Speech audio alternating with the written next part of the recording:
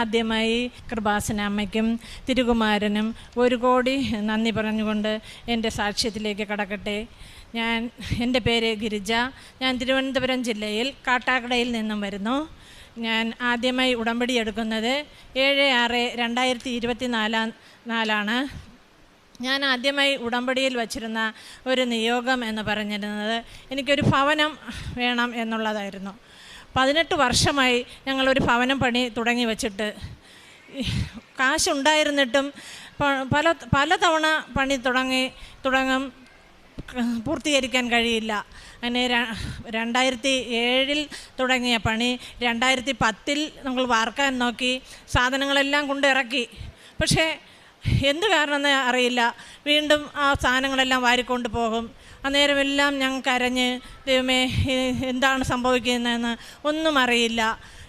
അങ്ങനെ എൻ്റെ അടുത്ത് ഒരു ദിവസം ഞാൻ യൂട്യൂബ് നോക്കിയപ്പം കൃപാസനത്തെ കുറിച്ച് ട്രോളുകളാണ് ആദ്യം ഞാൻ കാണുന്നത്. അത് അപ്പോഴപ്പോഴേ ട്രോളുകൾ ഞാൻ വായിക്കുമായിരുന്നു. എനിക്ക് അത് ഒരു അരോചകമായിട്ടാണ് ആദ്യം തോന്നിയത്.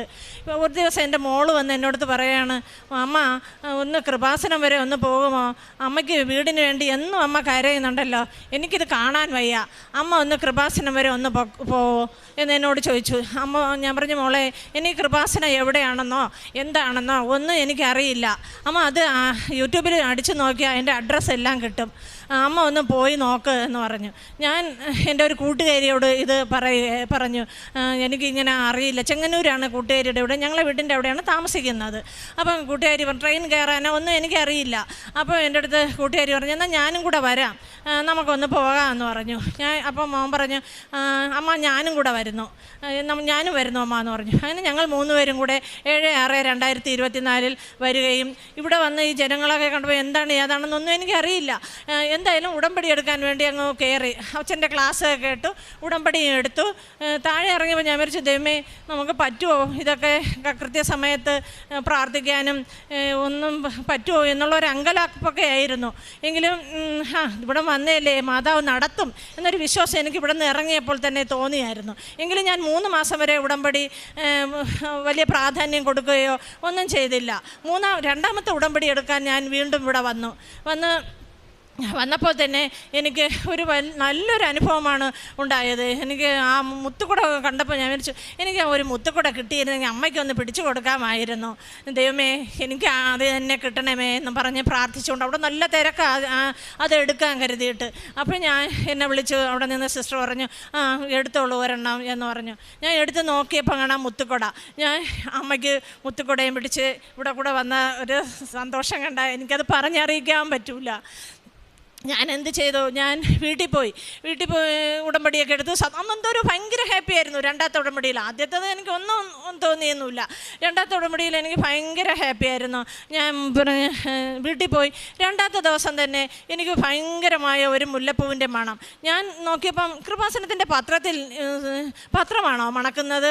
അപ്പം നോക്കിയപ്പോൾ ഞാൻ പത്രം എടുത്ത് വെറുതെ ഒന്ന് മണപ്പിച്ച് നോക്കി. ഇല്ല, പത്രം ഒന്നും മണക്കുന്നില്ല, മുല്ലപ്പൂവും ഇല്ല.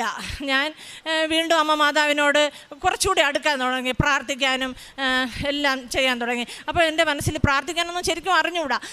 വീണ്ടും ഞാൻ അച്ഛൻ്റെ ടോക്ക് കേട്ടു, ഒന്നും അറിഞ്ഞൂടാത്ത പ്രത്യക്ഷീകരണ സാക്ഷിയായി നിൽക്കാൻ അമ്മ അതുകൊണ്ട് സഹായിക്കണമേ എന്ന് പ്രാർത്ഥിക്കണമെന്ന് ഞാൻ ആ ടോക്ക് കേട്ടു. വീണ്ടും ഞാൻ പിറ്റേന്ന് മുതൽ, എനിക്ക് RCCയിലായിരുന്നു ഞാൻ അപ്പോൾ വർക്ക് ചെയ്തുകൊണ്ടിരുന്നത്. സമയം കിട്ടില്ല, വെളുപ്പിനെ 5 മണിക്ക് വീട്ടിൽ നിന്ന് പോകും. ഇങ്ങനെ ഉള്ള ടൈമിന് ഓടിച്ചെന്നിരുന്ന് പ്രാർത്ഥിക്കും. എന്താണെന്ന് പറയാം, പെട്ടെന്നൊരു ചടങ്ങ് നിർവഹിക്കും പോലെയായിരുന്നു. പക്ഷെ ഞാൻ വീണ്ടും യൂട്യൂബ് നോക്കുമ്പം അച്ഛൻ പറയും, പ്രത്യക്ഷീകരണ സാക്ഷിയായി നിൽക്കാൻ നിങ്ങൾക്ക് സമയമില്ലല്ലോ, പ്രത്യക്ഷീകരണ സാക്ഷിയായി നിൽക്കണം എന്ന് മാത്രം നിങ്ങൾ പ്രാർത്ഥിച്ചാൽ മതി. ഞാനത് ഏറ്റെടുത്തു. ദൈവമേ, അന്ന് മുതൽ എൻ്റെ ജീവിതത്തിൽ വലിയ മാറ്റങ്ങളാണ് വരുന്നത്. ഒരു ദിവസം വീട് പണി അന്നും തുടങ്ങിയില്ല, 3 മാസമായിട്ട് വീട് പണി തുടങ്ങിയില്ല ഇവിടെ വന്ന് ഉടമ്പടി എടുത്തിട്ട്. ഒരു ദിവസം മോമെന്ന് പറയാണ്, അമ്മ നമുക്ക് വീട് പണി തുടങ്ങണം. ഞാൻ പറഞ്ഞു, മോനെ കാശൊന്നും ഇല്ലല്ലോ, പിന്നെ എങ്ങനെയാണ് വീട് പണി തുടങ്ങുന്നത്? അമ്മ എന്തിനാ കൃപാസനത്തിൽ പോയി? അമ്മയും ഞാനും മോനും കൂടെയാണ് വന്നത്. എന്നേക്കാൾ വിശ്വാസിയായി മോൻ ഉടമ്പടി എടുത്തില്ല എങ്കിലും അവനായിരുന്നു ഭയങ്കര വിശ്വാസം. അവൻ പറഞ്ഞ് അമ്മ നമുക്ക് എന്തായാലും തുടങ്ങുന്നു എന്ന് പറഞ്ഞു. ഞാൻ നോക്കിയപ്പോൾ 3 കൂട്ടുകാരെയും വിളിച്ചും കൊണ്ട് വന്ന് നിൽക്കുകയാണ്. പിന്നെ വീടെല്ലാം വൃത്തിയാക്കി വലിയൊരു പമ്പൊക്കെ എടുത്തുകൊണ്ട് വെച്ച് 18 വർഷമായി കുറച്ച് പണി ചെയ്തിട്ടിരുന്നു, വാർത്തൊന്നുമില്ല, കുറച്ച് പണി പാർത്തിരുന്നു. പമ്പൊക്കെ എടുത്തുകൊണ്ട് വന്ന് വൃത്തിയാക്കലും എല്ലാം തുടങ്ങി. എനിക്ക് ടെൻഷൻ കയറി, എങ്ങനെ കാശില്ലാതെ വീട് പണി തുടങ്ങും. ഞാൻ വിചാരിച്ചു എന്തായാലും അമ്മ മാതാവ് നമ്മളെ സഹായിക്കും. പിന്നെ എൻ്റെ മനസ്സിൽ ഉറച്ച വിശ്വാസം, അമ്മ മാതാവ് സഹായിക്കും. ഞാൻ വെറുതെ ഒന്ന് ബാങ്കിൽ പോയി. അന്ന് വരെ എനിക്ക് സിവിൽ സ്കോർ ഇല്ല എന്ന് എപ്പോഴും എന്നെ തിരിച്ചയച്ചു കൊണ്ടിരുന്ന ഒരു കുട്ടി, മാനേജറിൻ്റെ അസിസ്റ്റൻ്റ്, അവിടെ ലോൺ കൊടുക്കുന്ന സെക്ഷനിലോട്ട് ഞാൻ പോയി. മാഡം എനിക്കൊരു ലോൺ എങ്ങനെയും കിട്ടാൻ പറ്റുമോ എന്ന് കേട്ടു. അപ്പോൾ പറഞ്ഞു ആ സിവിൽ സ്കോർ നോക്കട്ടെ എന്ന് പറഞ്ഞു. ഉടൻ തന്നെ സിവിൽ സ്കോർ നോക്കിയിട്ട് എൻ്റെ അടുത്ത് നല്ല ഹൈ സിവിൽ സ്കോർ. ഒരു മാസത്തിനകം തന്നെ എനിക്ക് ലോൺ അനുവദിച്ചു. വീട് പണി അങ്ങ് സ്റ്റാർട്ട് ചെയ്തു. എന്നും 18 വർഷവും ഞാൻ, എൻ്റെ വീട് റോഡ് സൈഡാണ്. പുറത്തിറങ്ങുമ്പോൾ ആൾക്കാരെല്ലാം ചോദിക്കും എന്താ ഇങ്ങനെ ഇട്ടേക്കുന്നേ, ഞങ്ങൾക്ക് കുറച്ച് സ്ഥലവും കാര്യങ്ങളൊക്കെ ഉണ്ട്. അതുകൊണ്ട് നമ്മൾ ജീവിച്ചതെന്ന് പറഞ്ഞാൽ ഒരു തീരെ പാവപ്പെട്ടതല്ല, ഒരു ഇടത്തര ഫാമിലിയിലുള്ളതായിരുന്നു. അപ്പോൾ എന്നും ആക്ഷേപിക്കുമ്പോൾ എനിക്ക് ഭയങ്കര സങ്കടം. ഞാൻ രാവിലെ പുറത്തിറങ്ങുമ്പോൾ ഏതെങ്കിലും ഒരു അമ്മൂമ്മയോ ഇല്ലെങ്കിൽ ഒരു അപ്പൂപ്പനോ ഇല്ലെങ്കിൽ ഒരു എൻ്റെ കൂടെ ജോലി ചെയ്യുന്ന അയൽവാസിയൊക്കെ ചോദിക്കും എന്താ തുടങ്ങാറായില്ലേ എന്ന് ചോദിക്കും. ഞാൻ എന്നും പ്രാർത്ഥിച്ചുകൊണ്ട് പുറത്തിറങ്ങും, അമ്മ ഇന്ന് എൻ്റെ ദൈവമേ ഇന്ന് എൻ്റെ ആരും ചോദിക്കരുതേ ഭവനം പണി തുടങ്ങാറായില്ലേ എന്നൊന്നും. അങ്ങനെ ഞാൻ നിരന്തരം 18 വർഷം കൊണ്ട് സങ്കടപ്പെട്ടുകൊണ്ടിരുന്ന സമയത്താണ് ഞാൻ ഉടമ്പടി എടുക്കാൻ വരുന്നതും എൻ്റെ മകൻ പറയുകയും ഉടൻ തന്നെ എനിക്ക് ലോൺ അനുവദിച്ച് വീട് പണി പൂർത്തീകരിച്ച് സെപ്റ്റംബർ 5-ാം തീയതി ഞങ്ങളുടെ വീട് പാല് കാച്ചും കഴിഞ്ഞു.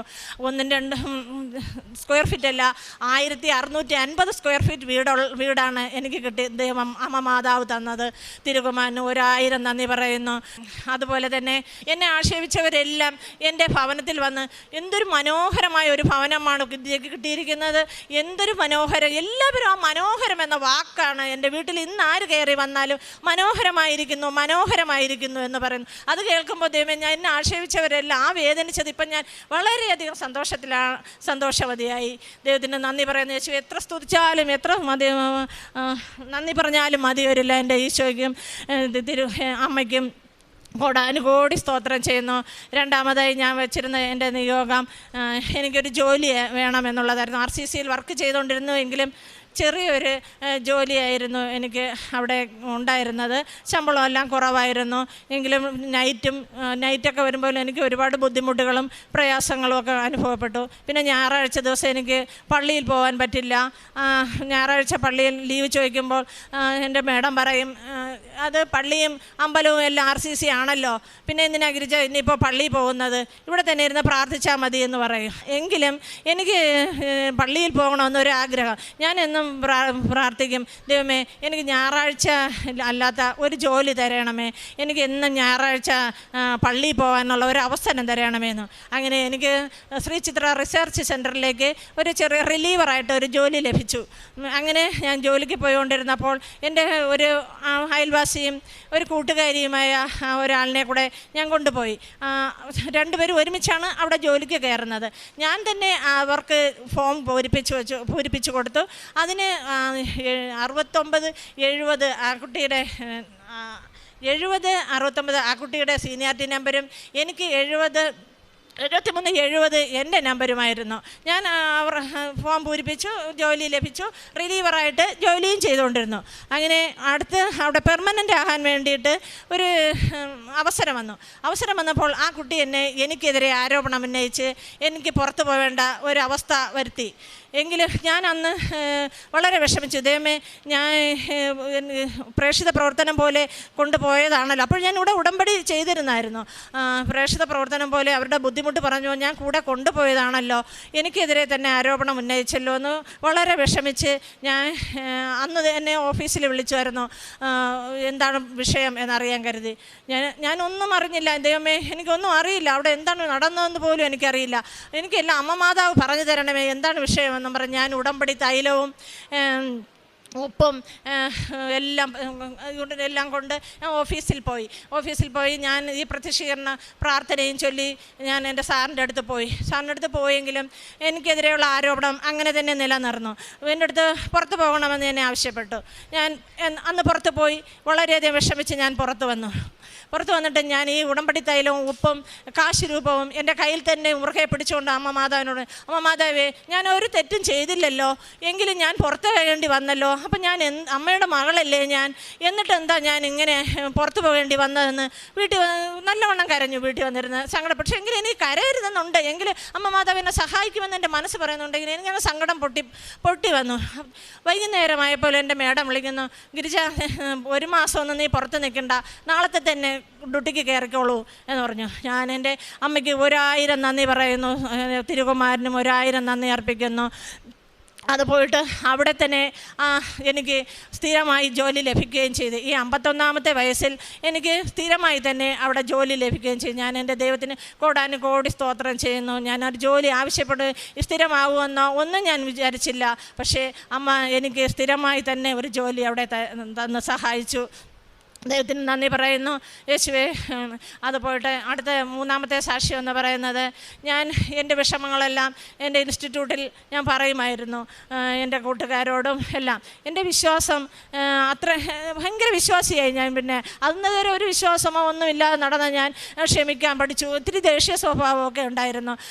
അത് എനിക്ക് മാറ്റിയെടുക്കാൻ കഴിഞ്ഞു. അച്ഛൻ എപ്പോഴും പറയും, എല്ലാം വൃത്തിയും വെടിയിപ്പും വിനയുമായിട്ട് നല്ല ഭംഗിയായി ചെയ്യണമെന്ന് പറയുമായിരുന്നു ഓരോ കാര്യങ്ങളും. ആ ടോക്കൊക്കെ ഞാൻ കേട്ട് എൻ്റെ ജീവിതത്തിലേക്ക് ഞാൻ അഡോപ്റ്റ് ചെയ്യുകയായിരുന്നു.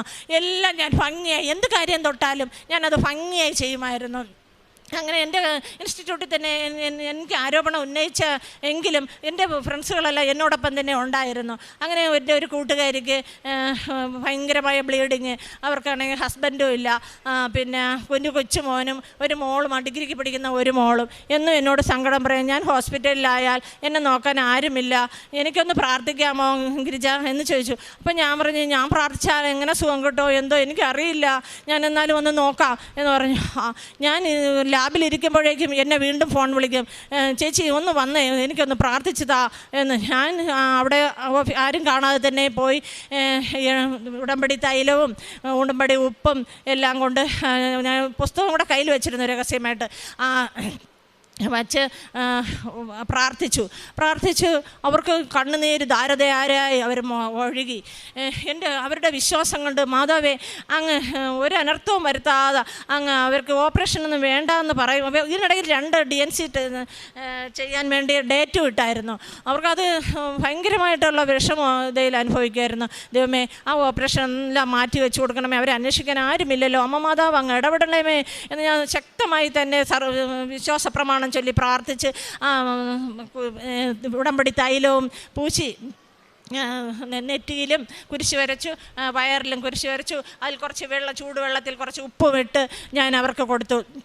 അവരുടെ വിശ്വാസം എന്ന് പറയട്ടെ, അവരുടെ വിശ്വാസം കൊണ്ട് എനിക്ക് തന്നെ അതിശയം. നോൺ ക്രിസ്ത്യൻ ആയിരുന്നു, ഞാൻ ക്രിസ്ത്യാനിയും അവർ നോൺ ക്രിസ്ത്യാനും ആയിരുന്നു. എന്നിട്ടും അവരുടെ വിശ്വാസം കൊണ്ട് എനിക്ക് അത്ഭുതമാണ് തോന്നിയത്. എന്നാൽ അന്ന് രാവിലെ അന്ന് റിലീവറായിട്ടാണ് ഞാൻ ജോലി ചെയ്യുന്നതായിരുന്നു. ഞാൻ രാവിലെ എണീറ്റപ്പോൾ എനിക്ക് മെസ്സേജ് വരുന്നു, സുജയ്ക്ക് പകരം റിലീവറായിട്ട് ഡ്യൂട്ടിക്ക് കയറണമെന്ന്. ഞാൻ അവരുടെ ഡ്യൂട്ടി ചെയ്തുകൊണ്ടിരുന്നപ്പോൾ എനിക്ക് ഭയങ്കര പ്രയാസം. ഞാൻ ഇന്നലെ പ്രാർത്ഥിച്ചതാണല്ലോ, അവർ ഹോസ്പിറ്റലിലാണെന്ന് അറിഞ്ഞു. ഞാൻ അവിടെ നിന്ന് പ്രാർത്ഥിച്ചു, അമ്മ മാതാവേ, അങ്ങ് കൈവിട്ടോ, എൻ്റെ പ്രാർത്ഥന കേട്ടില്ലേ, ഞാൻ പാപിയാണ്, ദോഷിയാണ്, എങ്കിലും എൻ്റെ അമ്മ മാതാവ് ആ പ്രാർത്ഥന കേട്ടില്ലേ മാതാവേ എന്ന് ഞാൻ കരഞ്ഞ് പ്രാർത്ഥിച്ചു. വീണ്ടും ആ സുജ അറിയുന്നില്ല.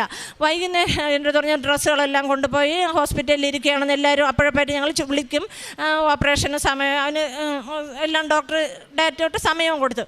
അല്പം കഴിഞ്ഞപ്പോൾ ഡോക്ടർ ഒന്ന് പറയുകയാണ്, ഒരു ടെസ്റ്റ് കൂടെ നടത്തിട്ട് എന്നിട്ട് ഓപ്പറേഷനിലേക്ക് കടക്കാമെന്ന്. അപ്പം എന്നാൽ ശരിയെന്ന് അവർ പറയുകയും കുറച്ച് കഴിഞ്ഞ് വീണ്ടും വലിയൊരു സ്കാൻ ചെയ്തപ്പോൾ പറഞ്ഞു, അതിലൊരു കുഴപ്പവുമില്ല, പിന്നെ ഹോർമോൺ പ്രോബ്ലം കൊണ്ടാണ് ഇങ്ങനെ ബ്ലീഡിങ് വന്നുകൊണ്ടിരിക്കുന്നത്, നിങ്ങൾ സാധാ ഗുളിക കഴിച്ചാൽ മതി. അവരിപ്പോൾ 2-3 മാസം കൊണ്ട് ആ ചെറിയ ഡോസ് ഗുളികയും കഴിച്ച് നല്ല ഭംഗിയായി നടക്കുകയും ജോലിക്ക് വരികയും എന്നോടൊപ്പം ഇവിടെ വരികയും ചെയ്തു. അവരെൻ്റെ അടുത്ത് പ്രത്യേകിച്ച് പറഞ്ഞു, അമ്മ മാതാവ് എനിക്ക് തന്ന കൃപകൾക്ക് അവർ കോടാനുകോടി സ്തോത്രവും നന്ദിയും അർപ്പിക്കുന്നു, മക്കളും അതുപോലെ അതുപോലെ തന്നെ അവർക്ക് നന്ദി പറഞ്ഞു.